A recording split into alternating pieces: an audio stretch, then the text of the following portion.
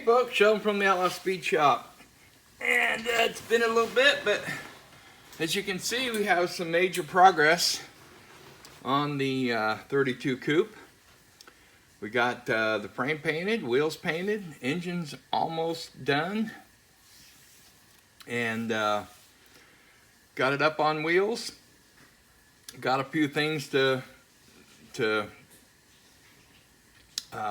I got to get the shocks made. I got them, but I got to get the shocks painted and put on the front because they're basically what sets the ride height.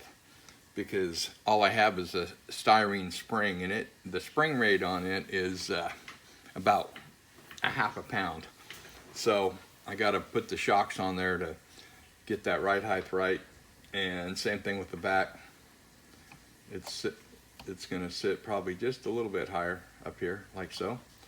But anyway, as you can see, yeah, she's looking pretty good and finally coming together. And I'll whip this thing around here in a minute and show you. But I am going with the stock interior. So there's the seat, and I don't know if I showed this before, but the little insert, it just fits right in there for that. So that's going to go inside the trunk. And let me grab the over here.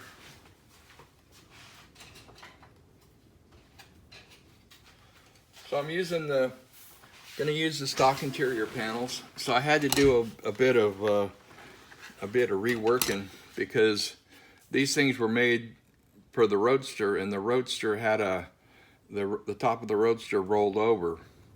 So these fit up on the inside, they fit up inside like this. Well, we don't have that on the coupe, it's just a straight.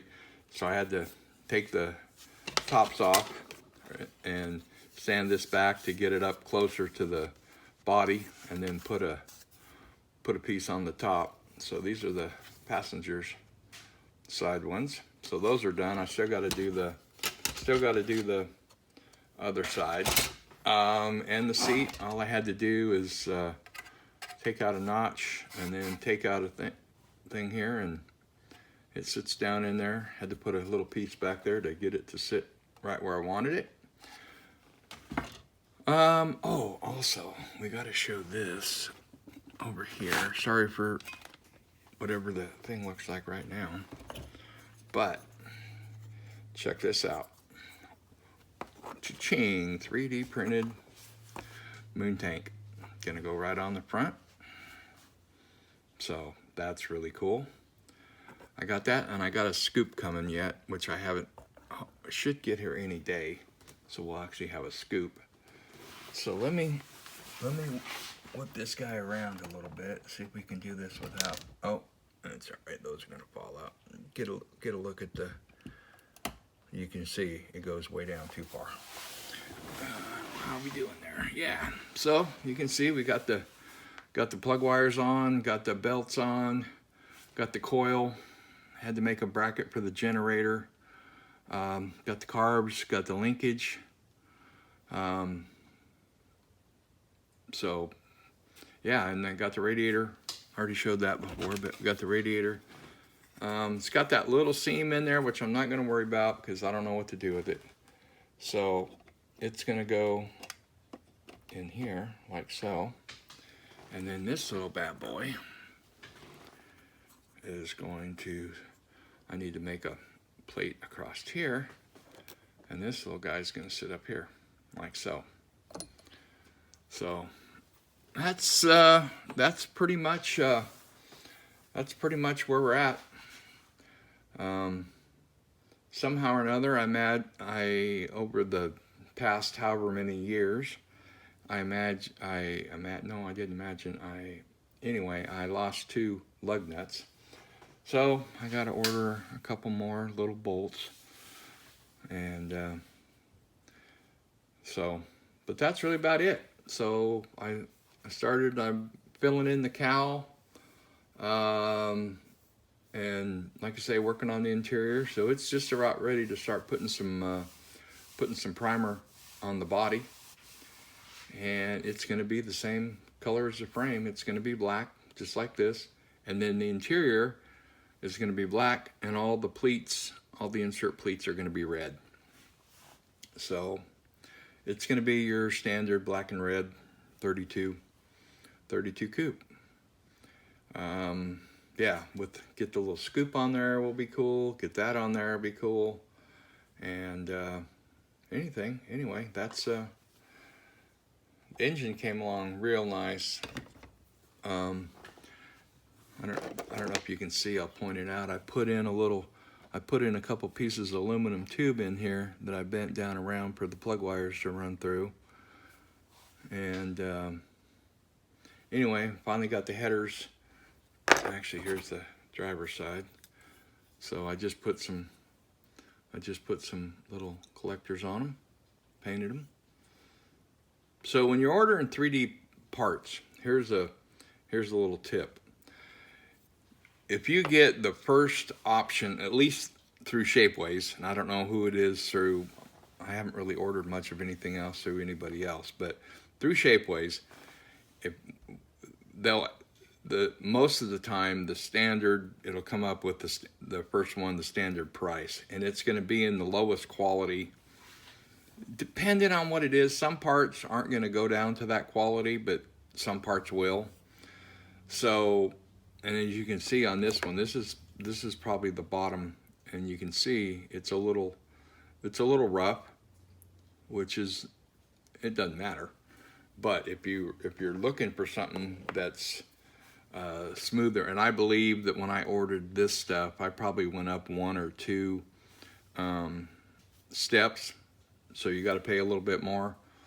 I went up 1 step on the fuel tank, and so it's pretty. I probably could have went up.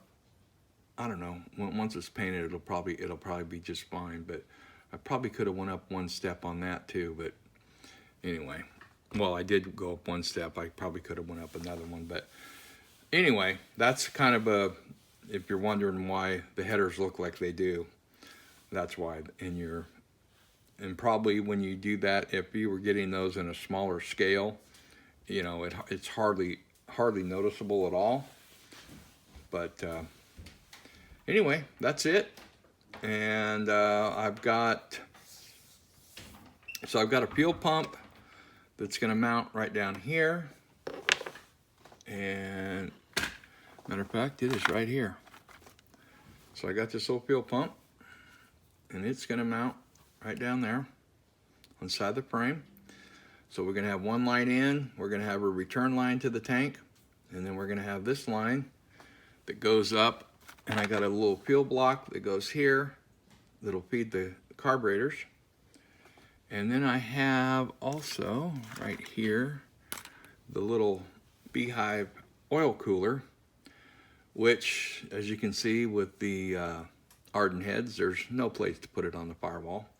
So I'm going to put it on the inside of the firewall, inside somewhere down over there, or over here.